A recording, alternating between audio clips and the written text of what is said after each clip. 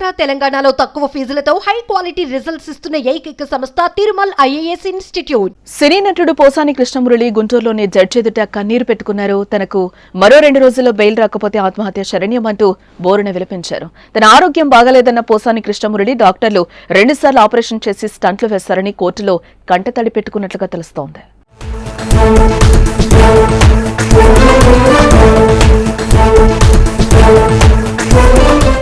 AP CM Nara Chandrababu Naidu, deputy CM Pawan Kalyan, మంత్రి నారా లోకేష్ లపై అనుచిత వ్యాఖ్యలు చేశారంటూ సినీ నటుడు పోసాని కృష్ణమురళిని గత వారం క్రితం పోలీసులు అరెస్టు చేసిన విషయం మనకు తెలిసిందే. ఈ నేపథ్యంలోనే మెజిస్ట్రేట్ ముందు సిఐడి హాజరుపరిచింది.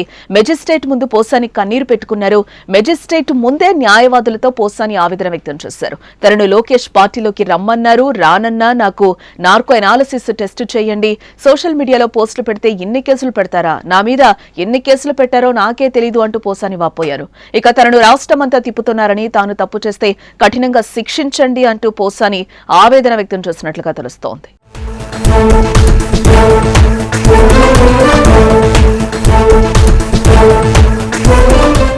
ఇక మరోవైపు సిఐడి తనపై దాఖలు చేసిన పీటీ వారెంట్ను కొట్టివేయాలంటూ పోసాని కృష్ణమురళి హైకోర్టును ఆశ్రయించిన సంగతి తెలిసిందే. అయితే పోసాని దాఖలు చేసిన లంచ్ మోషన్ పిటిషన్ ను హైకోర్టు కొట్టివేసింది. పోసాని కృష్ణమురళిని పీటీ వారెంట్పై ఇప్పటికే కర్నూలులో అదుపులోకి తీసుకున్నట్టుగా పబ్లిక్ ప్రాసిక్యూటర్ హైకోర్టుకు తెలిపారు. మంగళగిరి మెజిస్ట్రేట్ ఎదుట పోసాని కృష్ణమురళిని ప్రవేశపెట్టేందుకు కర్నూలు నుంచి పోలీసులు తీసుకొస్తున్నారని కోర్టు దృష్టికి తీసుకెళ్లారు. ఇరుపక్షాల వాదనలు విన్న high court Posani Krishnamurali lunch motion petition ను కొట్టివేసింది. ఇటు మరోవైపు విద్వేషాలు రెచ్చగొట్టేలా వ్యవహరించారంటూ అన్నమయ్య జిల్లాకు చెందిన జనసేన నేత మణి ఫిర్యాదు మేరకు పోసాని కృష్ణమురళిని పోలీసులు తొలుత అరెస్టు చేయడం జరిగింది. జనసేన నేత ఫిర్యాదు మేరకు అన్నమయ్య జిల్లా ఓబుళవారిపల్లిలో పోసానిపై కేసు నమోదైంది. దర్యాప్తులో భాగంగా ఫిబ్రవరి నెలలో పోసాని కృష్ణమురళిని ఏపీ పోలీసులు హైదరాబాద్ లో అరెస్టు చేశారు. అనంతరం రైల్వే కోడూరు కోర్టులో హాజరుపరచగా కోర్టు రిమాండ్ విధించింది.